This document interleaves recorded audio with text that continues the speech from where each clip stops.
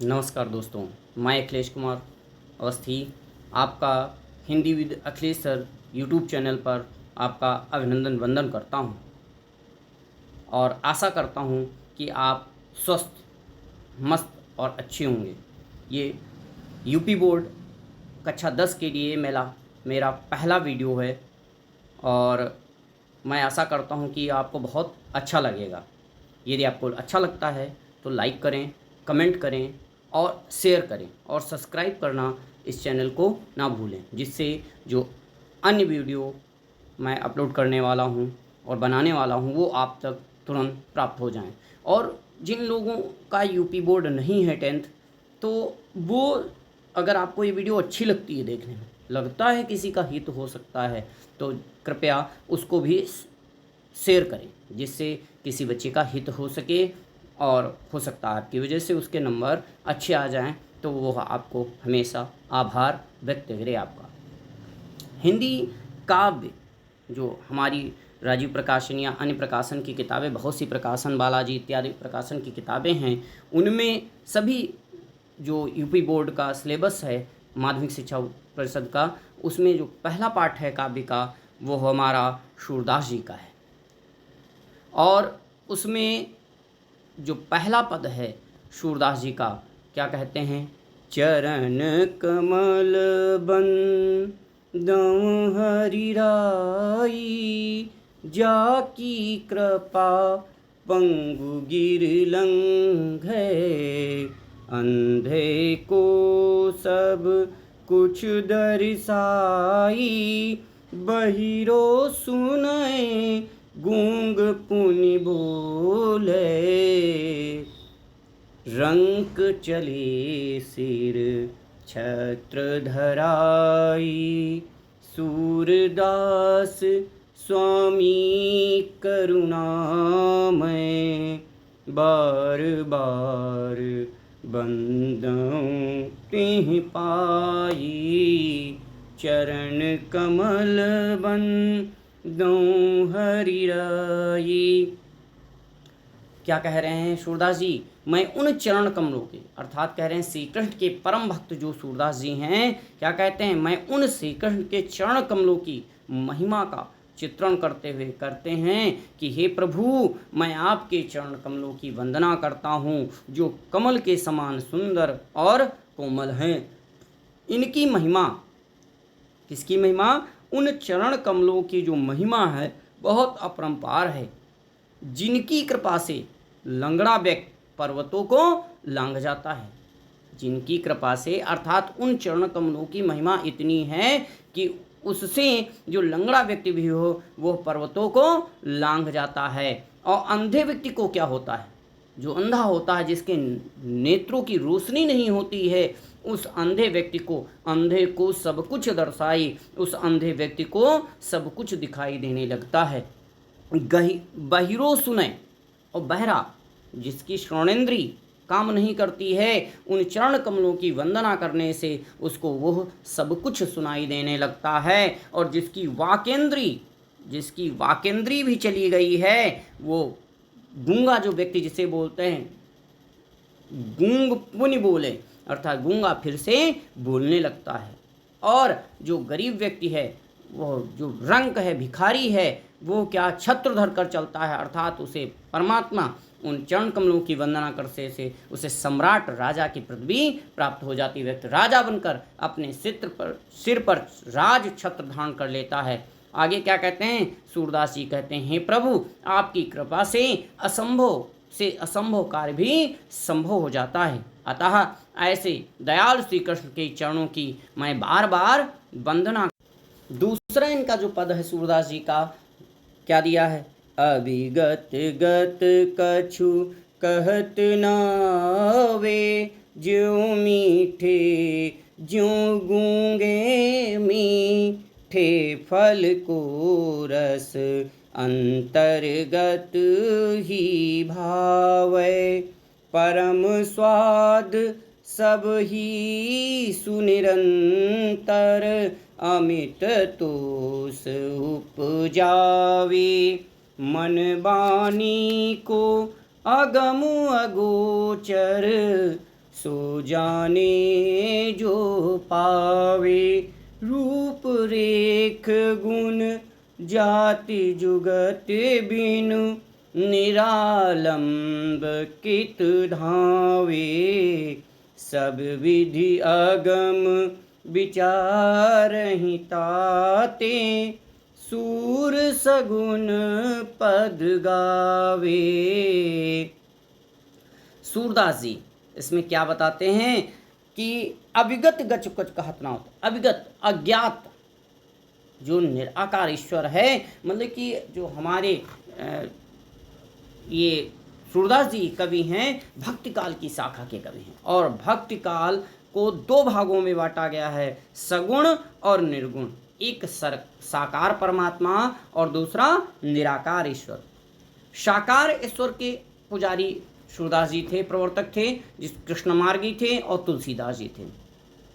तो सूरदास जी बता रहे हैं कि मुझे निर्गुण ब्रह्म की, मैं निर्गुण ब्रह्म को बुरा नहीं मानता, लेकिन मैं निर्गुण ब्रह्म की आराधना करने में अपने आप को असमर्थ पाता हूँ। तो उन्होंने क्या कहा है, अविगत गत कछु कहत ना आवे। अर्थात सूरदास जी कहते हैं कि निर्गुण ब्रह्म की आराधना करना बहुत ही कठिन है। उसके स्वरूप के विषय में कुछ कहा नहीं जा सकता, क्योंकि कहा अविगत गच कहत ना हो। उसकी गति की, उसके कार्य की किसी प्रकार उसको कुछ भी कहा नहीं जा सकता। किस प्रकार से अपने आप को असहाय पाते हैं। क्या कहते हैं कि जैसे किसी ज्यों गूंगे मीठे फल को रस अंतर्गत ही भावे। जिस प्रकार से किसी गूंगे व्यक्ति को यदि मधुर मीठा रसीला फल खिला दिया जाए या तिक्त खिला दिया जाए, लेकिन परमात्मा है तो मधुर ही है, मधुर फल के सदृश परमात्मा है। तो यदि गूंगे व्यक्ति को मधुर फल वो चखा दिया जाए, खिला दिया जाए, वो खा ले, तो क्या करता है, मीठे फल को रस अंतर्गत ही भाव। उसको तो स्वयं आनंद की प्राप्ति अनुभूति होती है, लेकिन स्वयं वो उस आनंद का वर्णन व व्याख्या या जो उसको आनंद की प्राप्ति हो रही है वो किसी और को बता नहीं सकता है। तो वही सूरदास जी कह रहे हैं कि जिस प्रकार से गूंगा व्यक्ति फल को खाने के बाद उस फल का वर्णन नहीं कर पाता, उस आनंद का वर्णन नहीं कर पाता, उसी प्रकार यह परमात्मा जिसके विषय में कुछ ज्ञात नहीं है आकार, तो हम भी उसका वर्णन नहीं कर पाएंगे, दूसरे को बता नहीं पाएंगे कि किस प्रकार हमको आनंद की अनुभूति हुई है। आगे क्या कह रहे हैं, परम स्वाद सब ही सुनिरंतर अमित तो सुबुझाए। अर्थात अंदर अंदर उसका मौखिक वर्णन नहीं कर सकता है, बोलकर उसको बता नहीं सकता। उसी प्रकार निर्गुण ब्रह्म की भक्ति के आनंद का केवल क्या कर सकते हैं, अनुभव किया जा सकता है। क्या, परम स्वाद सब ही सुनिरंतर अमित तोष बुझाए। अंदर ही अंदर अत्यधिक, अमित मतलब अत्यधिक, तोष माने संतोष, आनंद अंदर ही अंदर उसको प्राप्त होगा, लेकिन वह बोलकर बताकर व्यक्त नहीं कर पाएगा। आगे क्या कह रहे हैं, यह मन बानी को अगम अगोचर।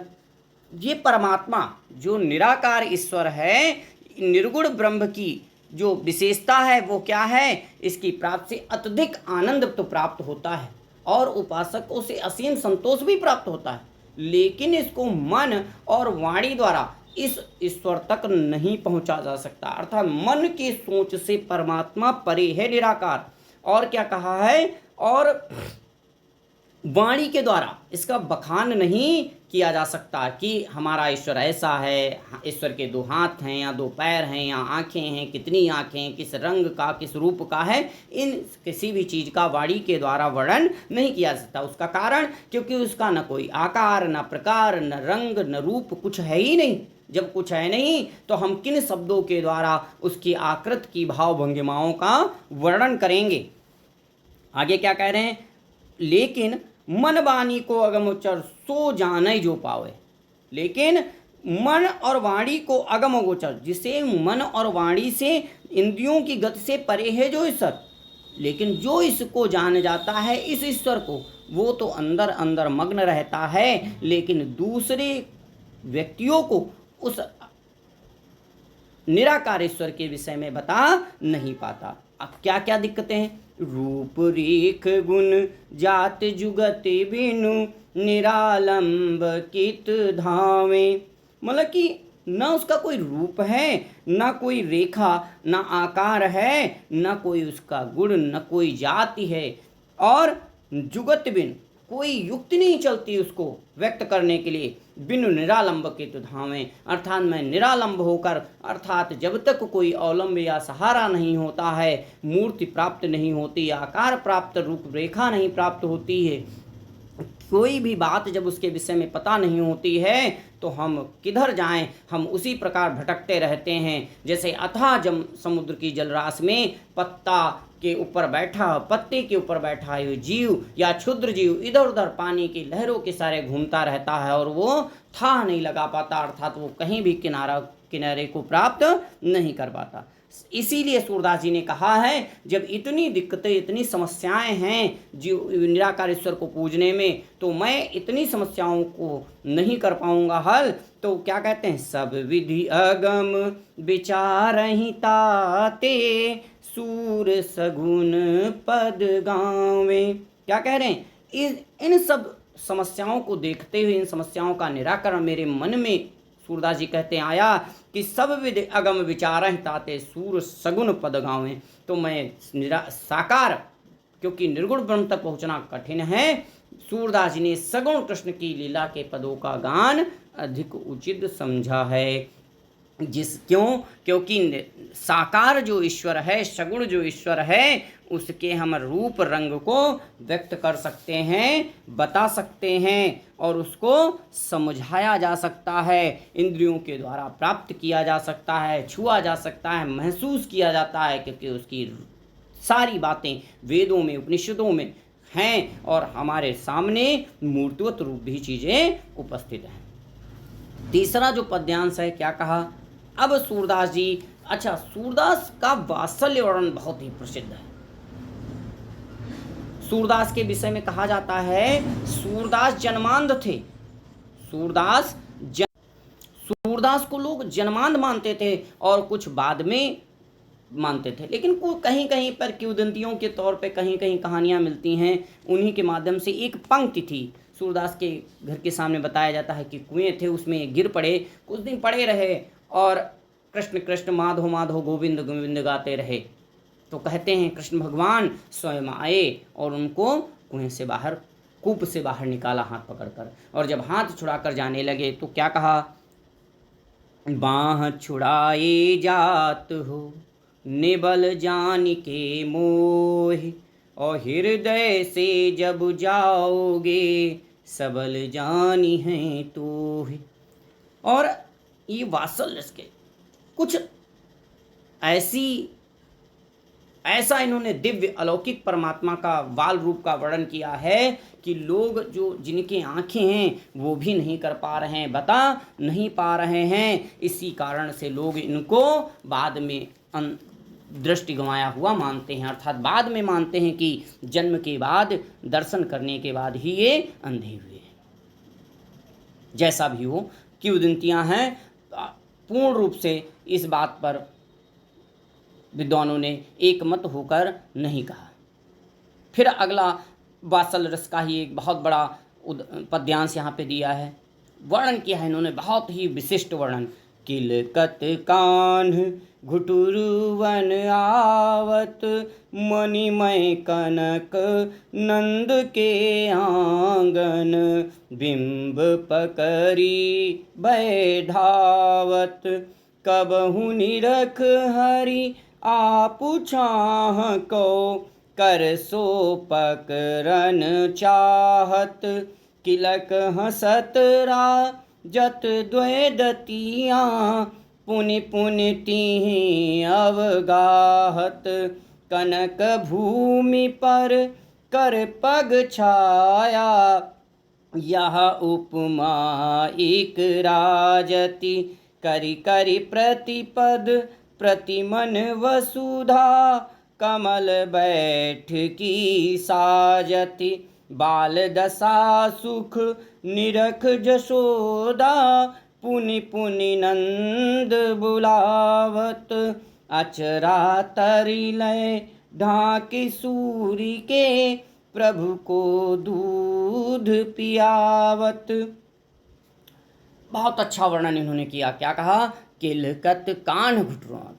कान्हा जी जो सूरदास जी कह रहे हैं श्री कृष्ण की बाल मनोवृत्तियों का वर्णन करते हुए क्या कह रहे हैं? कहते हैं कि बालक कृष्ण किलकारी मारते हुए, बालक कृष्ण किलकारी मारते हुए घुटनों के बल चल रहे हैं। किलकत कान घुटनों, किलकारी मारते, जिस प्रकार छोटे बच्चे आपने देखा होगा घुटनों के बल चलते हैं तो पलट कर घूम कर देखते हैं पीछे, अपनी ही छाया में प्रसन्न होते हैं, किलकारियां मारते हैं। और किलकारी जब मारते हैं तो क्या होते हैं? मनमय कनक नंद ज्ञान। और वो कैसा है? मड़ियों से जड़ा हुआ, स्वर्ण की से जड़ा हुआ, उसमें मड़ियाँ लगी हुई हैं, बिंब कपड़े बधावत, और जो उसमें मड़ियाँ बनी हैं उसी में कृष्ण की प्रतिबिंब छाया छप रही है। और उसी अपनी ही छाया को पकड़ने के लिए कृष्ण बार बार अपने हाथ को बढ़ाते हैं और पकड़ना चाहते हैं। और जब नहीं पकड़ पाते हैं तो क्या होता है? कबहु निरख हरि आप छाह को, और अपनी ही छाया को देखकर, उन मड़ियों में अपनी ही छाया, अपने ही प्रतिबिंब को देखकर करसो पकड़न चाहत, अपने हाथ से अपनी ही छाया को पकड़ना चाहते हैं। क्या कह रहे हैं आगे? जब नहीं पकड़ पाते तो क्या होता है? किलक हंसत जत द्वे दतियाँ, और जब नहीं पकड़ पाते तो किलकारी मारकर हंसते हैं, प्रसन्न होते हैं। और जब हंसते हैं तो उनके जो अभी नन्हे नन्हे सुकोमल दो दांत निकले हुए हैं वो बहुत ही अद्भुत शोभा प्रदान कर रहे हैं, शोभा का वर्णन हो, शोभायमान हो रहे हैं।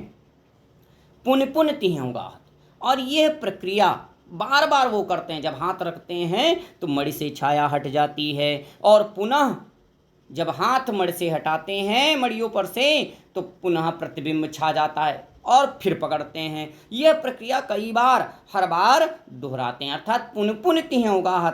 आगे क्या कह रहे हैं? कनक भूमि पर कर पग छाया। कनक माने सोने की भूमि पर उनके कर माने हाथ, पग माने पैरों की जो छाया बन रही है, यह उपमा एक राजत, एक उपमा के समान लग रही है, जैसे किसी वस्तु की तुलना की जा रही हो किसी अनुपम अनोखी वस्तु से। वही कहा है, यह उपमा एक राजत।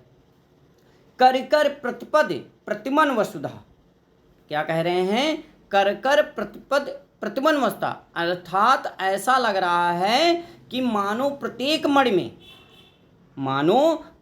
मण में उनके बैठने के लिए करी करी प्रतिपद प्रतिबन वसुधा, पृथ्वी ने कमल का आसन, क्या कमल बैठकी, शायद कमल का आसन सजा दिया हो, कमल का आसन दे दिया हो, अर्थात प्रत्येक मण पर उनके कमल जैसे हाथ पैरों, सुंदर हाथ पैरों की जो प्रतिबिंब की छाया बन रही है, तो ऐसा लगता है कि पृथ्वी पर अनेकों कमल के फूलों का आसन बिछ गया हो, बिछ रहा हो। आगे क्या कह रहे हैं? बाल दशा सुख निरख यशोदा। बालक श्री कृष्ण के बाल स्वरूप के ऐसी अवस्था को या लीला को देखकर माता यशोदा जी बहुत आनंदित होती हैं। माँ यशोदा बहुत ही आनंदित होती हैं और क्या करती हैं? पुनि पुनि नंद बुलावत, और बार बार नंद बाबा को बुलाती हैं, अर्थात उनको भी कहती हैं वह आनंद से अभिभूत हों, जो आनंद की वर्षा हो रही है उसमें वो भी मग्न हों। फिर क्या होता है? अचरा तरलय ढाक सूर्य के प्रभु को दूध पियावत, अर्थात जानती माता यशोदा सूरदास के प्रभु को, बालक श्री कृष्ण को अपने आंचल से ढककर दूध पिलाने लगती हैं। अर्थात कुछ माताएं जब बच्चे इस प्रकार की क्रियाएं करते हैं तो यह माना जाता है कि जो नज़र लग जाती है, तो ऐसे ही अपने बालक को छुपाकर बच्चे को दूध पिलाने लगती हैं। इस प्रकार यह तीसरा जो पद था वह हुआ। चौथा पद है, मैं अपनी सब गाय चरई हूँ, प्रात होत बल के संग जई हूँ, तेरे कहे न रही हूँ। ये जो पद है ये उस समय का है। कृष्ण एक दिन रीझ जाते हैं, खींच जाते हैं कि मैं घर में रहता हूँ और सारे बच्चे इधर उधर गायों को ले जाते हैं, धेनुओं को चराने जाते हैं, पशुओं को ले जाते हैं, इधर उधर घूमते हैं, आनंद करते हैं और मैं घर में ही रह जाता हूँ। माँ से बार बार कहते हैं और माँ मना कर देती हैं और समझाती हैं कि बहुत बड़ा भीषण जंगल है जहाँ गायें लेकर लोग, बड़े बड़े लोग जाते हैं, बलदाऊ भैया लेकर जाते हैं, तो तुम वहाँ मत जाना। लेकिन कृष्ण प्रत्युत्तर में जवाब देते हैं कि मुझे डर नहीं लगता और अपनी बात को श्रेष्ठ मानते हैं, अर्थात प्राथमिकता देते हुए माँ को समझाते हैं। क्या कहते हैं? मैं अपनी सब गाय चरई हूँ, प्रात होत बल कै संग जई हूँ, तेरे कहे न रही हूँ। ग्वाल बाल गायन के भीतर, ने कहु डर नहीं लागत, आज न सोवो नंद दुहाई, रैन रहूँगो जागत। और ग्वाल सब गाय चरई हैं, मैं घर बैठे रही हूँ, सूर श्याम तुम सोई रहो अब, प्रात जान मैं दे हूँ। अर्थात सूरदास जी बताते हैं कि कृष्ण, बालक कृष्ण अपनी माता यशोदा से हट करते हुए कहते हैं। क्या कहते हैं? हे माता, हट करते हुए कहते हैं कि हे माता, मैं अपनी गायों को चराने वन जाऊंगा। मैं अपनी गायों को लेकर स्वयं, किसी दूसरे के सहारे नहीं, स्वयं मैं अपनी गायों को चराने जाऊंगा। और क्या? प्रात होत बाल बल के संग जइयो, अर्थात प्रातः काल होते ही मैं भैया बलराम के साथ गायों को चराने वन जाऊंगा। और क्या कहते हैं? ग्वाल बाल गायन के भीतर। ग्वाल बाल अर्थात कह रहे हैं क्या कि जो आप कहती हो वहाँ भीषण दिक्कतें हैं, समस्याएं हैं, जंगल है, मुझे वहाँ बिल्कुल डर नहीं लगता। क्या कहते हैं? क्योंकि मैं वन में ग्वाल बाल और सखाओं के साथ रहते मुझे तनिक भी डर नहीं लगता। आज न सूं, आज नेको डर नहीं लागत, बिल्कुल मैं डरता ही नहीं हूँ, आप परेशान मत हो।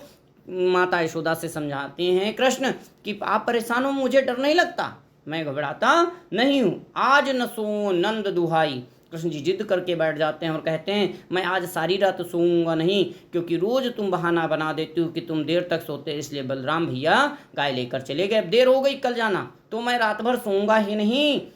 आज न सोऊं नंद दुहाई, नंद बाबा की सौगंध है, मैं सोऊंगा नहीं। रैन रहूंगा जागर, रैन में रात भर मैं जागता रहूंगा, मैं रात में सोऊंगा ही नहीं।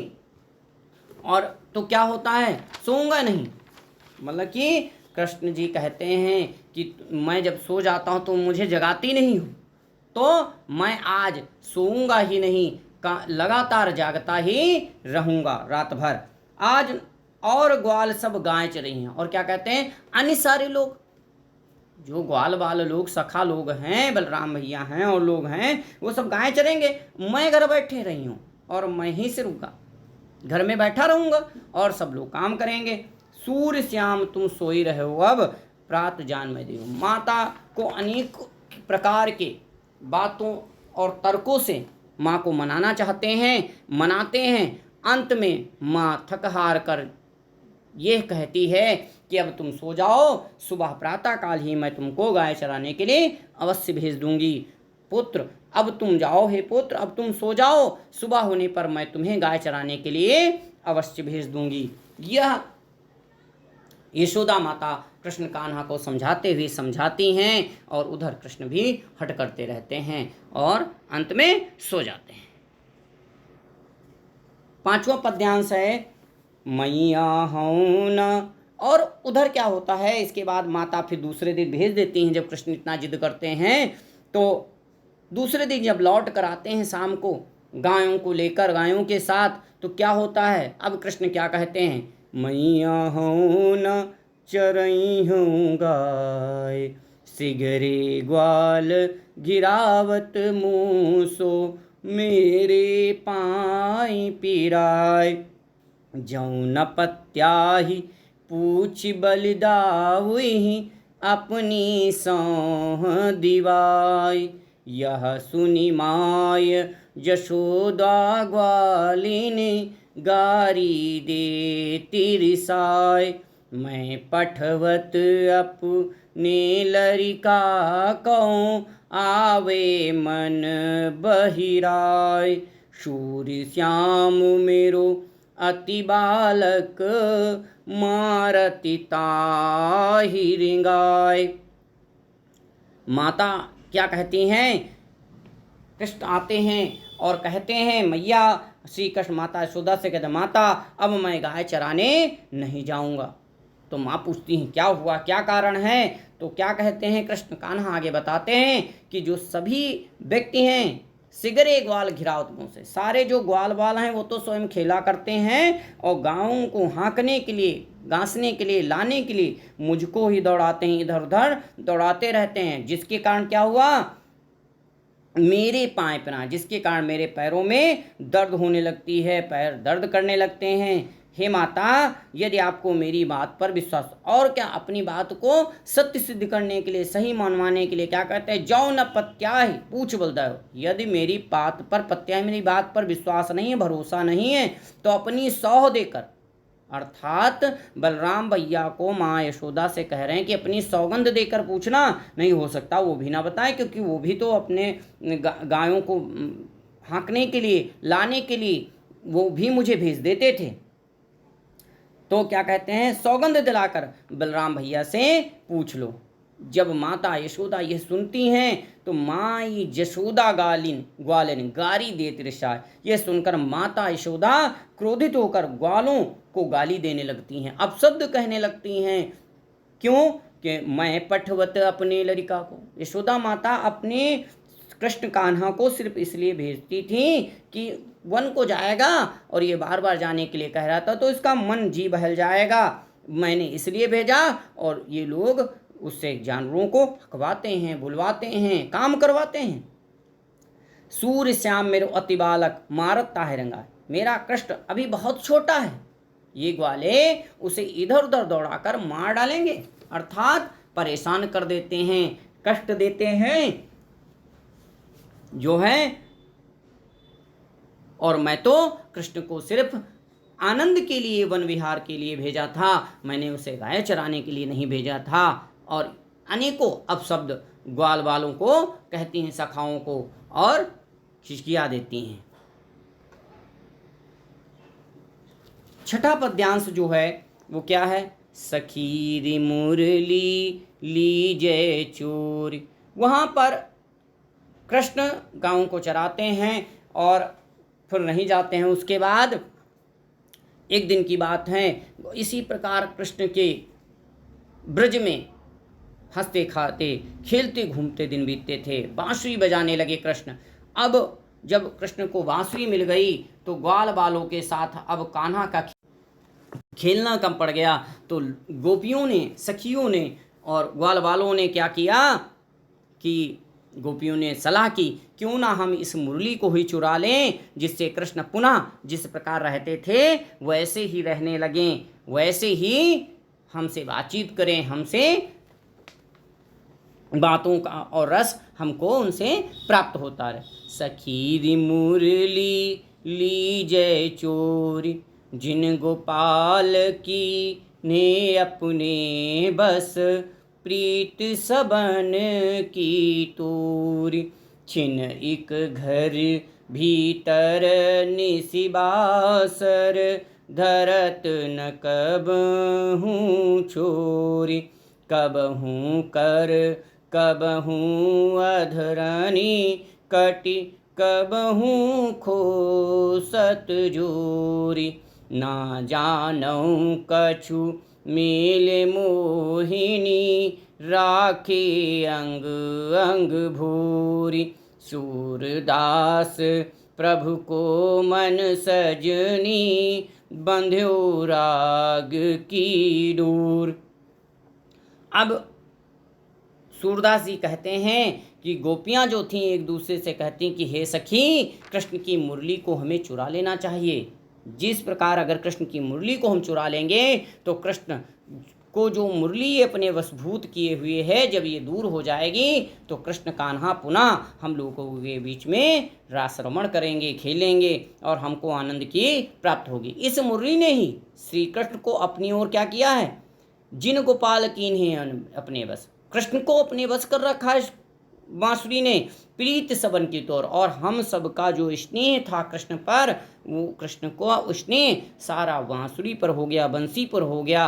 तो इसको चुरा लेना चाहिए। छिन एक घर भीतर, श्री कृष्ण मुरली के वशीभूत होकर हम सभी गोपियों को ही भुला दिया है। वे घर के भीतर हों या बाहर, कभी एक पल के लिए भी वो मुरली को, बंसी को, बांसुरी को छोड़ते नहीं हैं। क्या करते हैं, कबहूँ एक छिन एक घर भीतर निस्बासर, दिन और रात, निस माने रात, बास में दिन, दिन और रात, धरत न कबहू छोर, अपने से कभी भी उसको दूर नहीं होने देते। अर्थात इस तरह से कृष्ण उसे कभी भी अपने से दूर बांसुरी को होने नहीं देते हैं। आगे क्या कहते हैं, कबहू कर, ये हमारी समझ में नहीं आ रहा है कि क्या करते हैं। कबहू कर, कभी हाथ में पकड़ते हैं, कबहू अधरन, कभी होठों पर बांसुरी को बजाते हैं रखकर, कट कबहू, कभी अपने कमर प्रदेश में, कमर में खोसत जोर, अपने पीताम्बर जो बंधा उसमें लगा लेते हैं। ना जानो कुछ मेल मोहनी, पता नहीं हे सखियों इस बांसुरी ने, बंसी ने हमारे कृष्ण कान्हा के ऊपर कौन सा पूर्ण रूपेण मंत्र चला दिया है, मोहिनी मंत्र चला दिया, जिस पर श्री कृष्ण पर चला दिया, जिससे श्री कृष्ण पूर्ण रूप से उसके वश में हो गए हैं। आगे सूरदास जी क्या कहते हैं, और राखें अंग अंग भोर, अगर कृष्ण एक बार भी तिरछी नजर मुझ पर देखना चाहते हैं तो अगले ही क्षण कृष्ण बंसी वादन जब करते हैं तो तिरछे हो जाते हैं। आपने देखा होगा जब बंसी वादन करते हैं तो ऐसे ऐसे सर हिलाते रहते हैं, अर्थात जब तिरछा देखते हैं अचानक जब सर हिलाने लगते हैं। अर्थात बंसी वादन करने वाले का सर हमेशा स्वर पर निर्धारित रहता है, उसके अंग प्रत्यंग स्वर पर निर्धारित रहते हैं। तो जिससे श्री कृष्ण पूर्ण पे उसके वश में हो गए हैं। अर्थात कृष्ण पुनः गोपियों पर से उनका ध्यान हट जाता है। सूरदास जी कहते हैं, सूरदास प्रभु को मन सजनी बंधो राग की रोड। सूरदास जी कहते हैं, गोपियाँ कह रही कि हे सजनी, इस बंसी ने श्री कृष्ण का मन प्रेम की डोरी से बंधा हुआ है। अर्थात जो बांसुरी है मन के तारों से कृष्ण के जुड़ गई है, दिल से जुड़ गई है, इसीलिए हम लोगों के प्रेम स्नेह को उन्होंने छोड़ दिया है। इस सूरदास के पाठ में 11 पद्यांश हैं। तो यह प्रथम भाग सूरदास के पद का है, इसमें 6 पद्यांश को पढ़ा है। और हम उम्मीद करते हैं आपको ये अच्छा लगेगा।